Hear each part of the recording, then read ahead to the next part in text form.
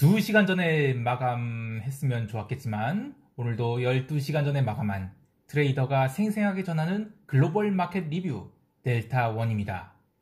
금요일 장 마감 무렵이 되면 그야말로 떡실신을 합니다. 조금 늦게 올릴 수 있는 점 양해 구합니다. 그래도 여러가지 좋은 소식들을 전할 게 있네요. 러셀은 신고가 갱신하고 다우도 신고가 갱신하고 박살나던 나스닥은 바닥에서 1% 넘게 올라왔죠. 우리 시장도 갭상승해서 하루 종일 버텨냈고요. 점점 시장이 바닥을 쳤을 거라는 생각이 드는데요. 하나하나 짚어가면서 설명해 드리겠습니다. 먼저 아시아 세션 갑니다. 코스피는 갭상승을 해서 하루 종일 416선을 중심으로 움직였죠. 시초가가 갭상승이 4포인트 넘게 나오고 또 5분 만에 417.35까지 빠르게 고점을 찍었기 때문에 콜옵션 슈팅 나온 거 아니냐 할 수 있겠지만 오늘은 만기 다음 날이죠. 그래서 그런 일 없었어요. 선물도 거래량이 적었고요. 장중 진폭도 오후장으로 갈수록 점점 줄어드는 모습이었습니다. 한데 아시아 세션 전체가 다 좋았던 건 아니죠. 홍콩은 오전장에도 엄청 눌렸어요. 근데 오후장 들어서 또 눌렸고요. 유럽 세션 시작하면서 전일 양봉을 아래로 싹 까버리는 항생지수 기준 이 고점 대비 거의 1000포인트가 눌려버렸습니다. 참 이 녀석들 아주 시원시원하게 때립니다. 물론 이유와 이것저것 되고 있지만 그럼에도 불구하고 우리 시장은 끝까지 갭상승을 유지해서 마감했습니다. 뭔가 흠집이 나려는 신호는 나스닥 지수가 아시아 세션에서 계속 밀리면서 나타났다고 봐야 되는데요. 오후 4시부터 미국 국채 선물이 하락을 시작했고 그러면서 나스닥 선물도 지지선 깨고 줄줄줄 흘러내립니다. 그리고 이제 홍콩 시장도 같이 내리고요. 그럼 갑작스러운 리스크 오프 흐름이 나왔습니다. 특히 오후에 나왔던 나스닥 선물 하락은 반등 같은 거 하나도 안 주고 내린지라서 어떻게 보면 포지션 거래자들은 그대로 얻어맞은 셈인데요. 물론 저는 이제 매입 평균 단가보다 훨씬 높은 상황이지만 제가 이제 13,000포인트 위에서 해지를 할까 고민하던 중에 글로벌 변동성이 계속 하락한 추세라서 굳이 해지할 필요가 없겠다라고 생각을 해서 그냥 뒀더니 저 난리를 쳐버렸어요. 그런데 한편으로는 너무 정직한 흐름들, 그러니까 오늘 나온 흐름들이 다 기술적인 흐름들이었죠. 그래서 저거는 펀더멘털리 숏이 나왔다는 생각이 들지 않았어요. 우선 코스피 시장에서 외국인들 현선물 고르게 매수했죠. 현물 4천억 산 게 별거 아니다 라고 생각할 수 있겠지만 선물도 3천억 샀죠. 그리고 그게 장 초반부터 꾸준히 매수를 해서 지수를 방어한 거예요. 그리고 지금 프로그램 매도도 거의 뉴트럴 수준이에요. 그러면 이제는 시장이 처박히기가 쉽지 않겠다라는 생각을 하게 됩니다. 마지막으로 옵션 시장은 개인들이 풋옵션 매도를 대량으로 합니다. 그리고 그 카운터파티는 외국인이죠. 외국인은 현물 매수와 함께 풋옵션을 산 거고요. 개인은 전형적인 그냥 변동성 매도 포지션을 취한 겁니다. 이 코스피의 그 파생 슈퍼개미들은 저는 이번 4월물에 대해서 점진적 상승에 베팅한 것 같아요. 1월과 같은 폭등은 아니라는 의미지만 하루 10포인트씩 마구마구 내리고 오르는 그런 장은 이제 없다라고 베팅하는 것 같아요. 개인 옵션 동향을 뭘 믿느냐, 개인이 파생해서 돈 버는 거 받느냐 하실 수 있는데요. 자잘한 개미들 말고 슈퍼 파생 개미들은 이제 시장에서 돈을 꾸준히 벌고 있다고 생각을 해요. 오히려 선수들이 숫자는 줄었는데 각 선수들이 핸들링하는 그 자산 규모는 너무 커져서 그게 문제라고 보죠 놈입니다. 따라서 파생 시장을 관찰하는 포인트를 이렇게 활용하시면 좋은데요. 우선 선물과 미니 선물은 외국인이 방향성에 주목하시면 좋고요. 특히 외국인이 현물과 선물을 같이 사는 그런 방향성이 일치할 때는 가중치를 부여하는 게 좋아요. 그리고 옵션은 수량으로 놓고 보시고 개인들이 옵션 포지션을 누적해 나가면 대충 이번물의 슈퍼 파생 개미들이 방향을 어디로 보고 있는지 파악할 수가 있습니다. 물론 만기주에는 기관이 옵션 매도 수량을 체크하는 게 제일 중요합니다. 자, 아시아 세션 요약하면 코스피는 변동성이 계속 줄어드는 가운데 긍정적인 모습들이 계속 관찰되고 있다라고 할 수 있겠습니다. 이제 유럽 세션 갑니다. 유럽은 본장 시작 1시간 전부터 홍콩 급락하고 나스닥 선물 급락하고 미국 10년 국채 선물 급락하면서 분위기가 흉흉하게 시작될 줄 알았는데 사실 저는 두렵지 않았어요. 왜냐면 이 경제 지표가 망가져서 그렇게 된 게 아니라 그냥 그 뉴스 지금 헤드라인이 꽂힌 대로 미국 국채 시장에 델타 헤지 물량들이 들어와갖고 선물이 눌린 거예요. 그러니까 기술적으로 매도가 나올 자리에서 당연한 그런 매도가 나온 겁니다. 그런데 이제 나스닥이 그야말로 이 프라자일 마켓이죠. 그러니까 탁 치니까 억 하고 쓰러지는 그런 어처구니없이 가벼운 시장입니다. 그런 상황에서 엄범하게 국채 선물 매도가 쏟아지니까 나스닥은 자기가 왜 내린지도 모르고 따라서 내렸어요. 알고 트레이더가 깐 거죠. 그리고 시장이 가볍다 보니까 이 반발 매수 같은 거는 전혀 들어오질 않고 그대로 따라 내립니다. 실제로 시장에 문제가 있다고 하면 유럽 증시들이 같이 박살나야 되잖아요. 그런데 독일 같은 경우에 이 아름다운 5일선 조정을 줍니다. 시간도 아주 나이스하게 오후 8시 29분을 바닥으로 하고 반등하는 아주 전형적인 장중 조정 패턴을 보인 거죠. 그러니까 이 탁하고 치니까 억하고 쓰러진다는 게 얼마나 말이 안 되는 거겠어요. 그래서 저는 나스닥 손절을 안 했습니다. 어차피 뭐 풀로 들어간 건 아니기 때문에 추가로 언제 더 들어갈까 생각을 해볼 정도였어요. 트레이더로서 시나리오를 작성할 때 특히 일중 거래자가 아닌 포지션 거래자라고 하면 이런 걸 좀 생각해 봐야 돼요.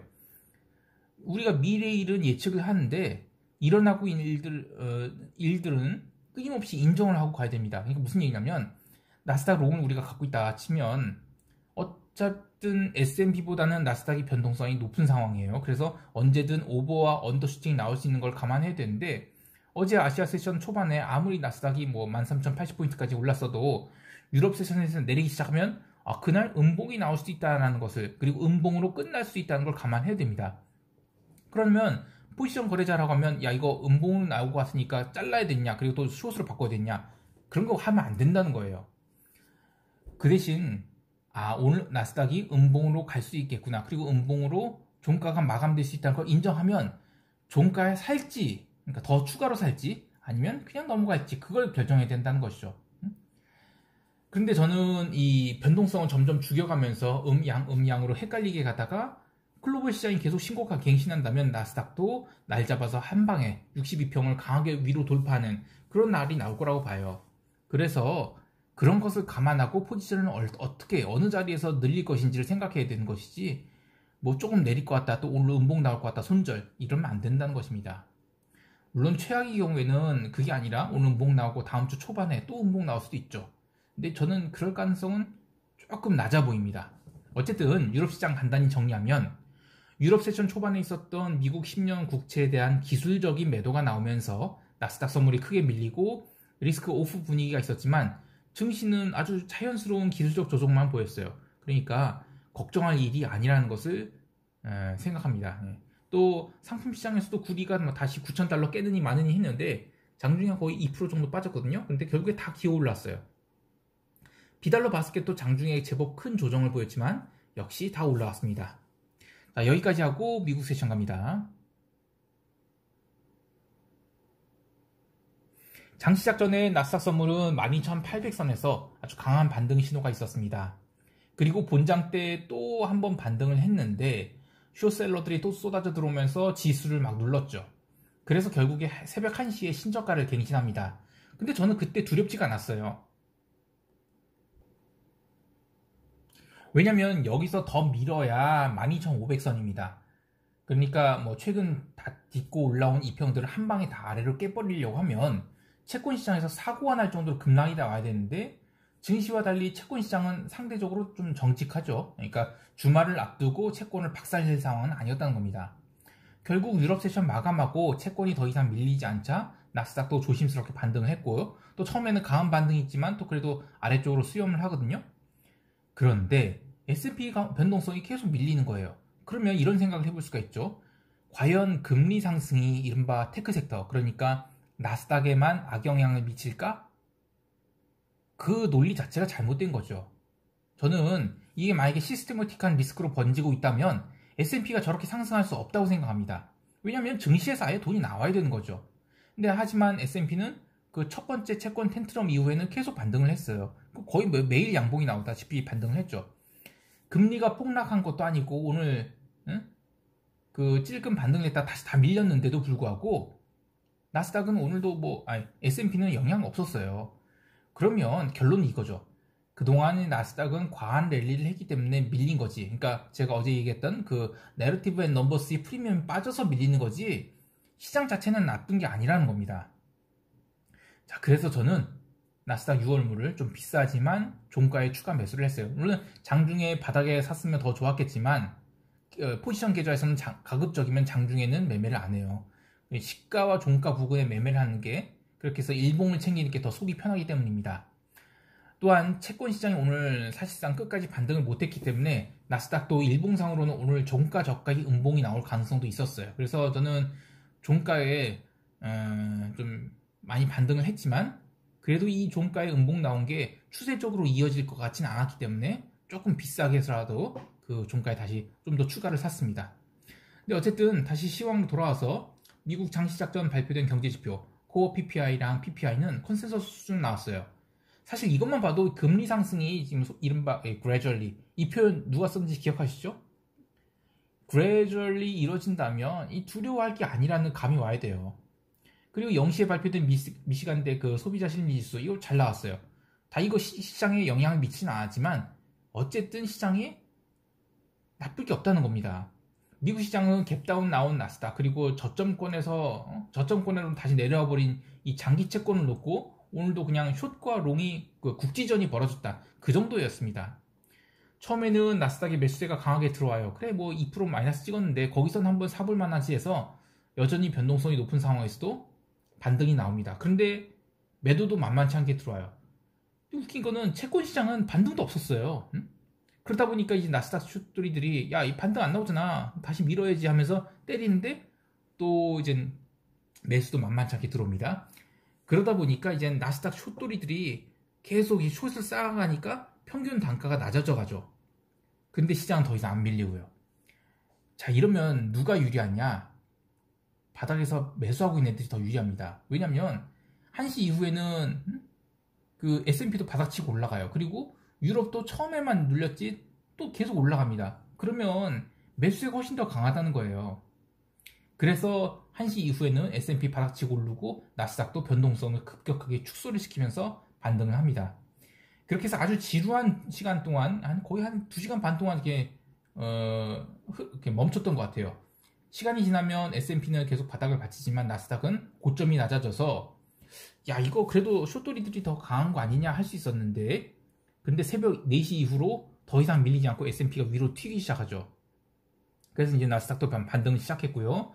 또 5시 30분에는 이 CFTC에서 나스닥 순매도 포지션 발표했는데 12,500계약으로 순매도가 그러니까 거의 그래도 지난번에는 거의 23,000이가 어쨌든 만 계약 정도 순매도가 감소했어요. 그러면서 야, 이거 바닥 찍은 거 맞네. 그러면서 이제 나스닥도 반등을 계속 이어갑니다. 그래서 장중에 저점 마이너스 2%에서 거의 1% 반등한 상태로 아래 꼬리를 제법 크게 달고 올라오게 됐죠. 개별 종목 보면 기술주들이 시퍼렇게 멍들었고 금융주는 52주 신고가 갱신한 등 여전히 섹터 로테이션 중이라고 할 수 있겠지만 기술주들이 초반에 어쨌든 갭다운을 했단 말이에요. 그런데 장중에 다 작은아마 양봉을 만들었어요. 자, 그러면 시장 나쁘다고 할 수는 없는 겁니다.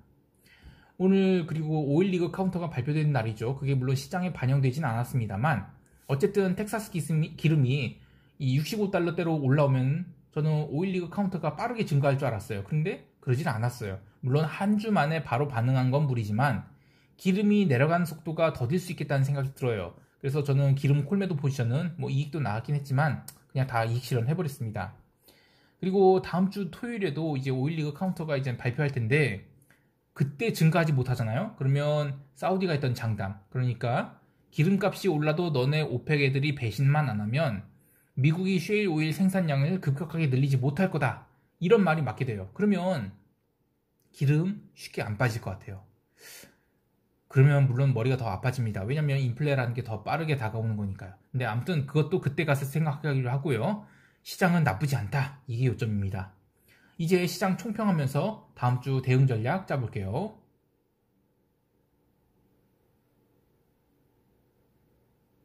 이번 주는 어쨌든 나스닥이 반등을 했지만 채권은 종가 저가로 끝난 셈입니다. 하지만 증시 전체로 놓고 보면 시클리컬 산업들은 신고가를 기록했어요. 그리고 이런 신고가의 흐름이 나오고 있다는 것은 장이 좋다는 얘기입니다. 하락 같은 건 생각하지 말아야 돼요. 이제 우리 시장이 그러면 바닥 찍고 반등한 거냐, 그리고 이제 급등 나올 거냐, 이 이야기를 해보면 저는 바닥은 찍은 것 같지만 급등은 아니라는 생각이 듭니다. 한 가지 더 신호 얘기하면 어제 유럽 변동성이 드디어 이제 18포인트대까지 내려갔어요. 한 번 내려간 변동성은 하루 이틀 정도는 올라올 수 있지만 한참 동안이나 낮은 구간에서 움직입니다. 코스피도 아직도 변동성이 20포인트 후반이라고 하지만 실제로 장중 흐름은 이미 아주 저변동성의 모습을 보이고 있죠. 자, 이렇게 되면 사실 오버나잇이 아니고는 이익을 내기가 힘듭니다. 그리고 오버나잇이 방향성이 잘못됐다 해도 전체 방향성만 맞으면 큰 손실을 보기도 어렵죠. 그래서 우리 시장은 하루 이틀 오르고 내리면서 점진적인 상승을 보일 가능성이 커 보여요. 그리고 이렇게 되면 개별 종목 단에서는 변동성이 있을 수 있지만 저는 전반적으로 변동성이 가라앉을 거라고 봅니다.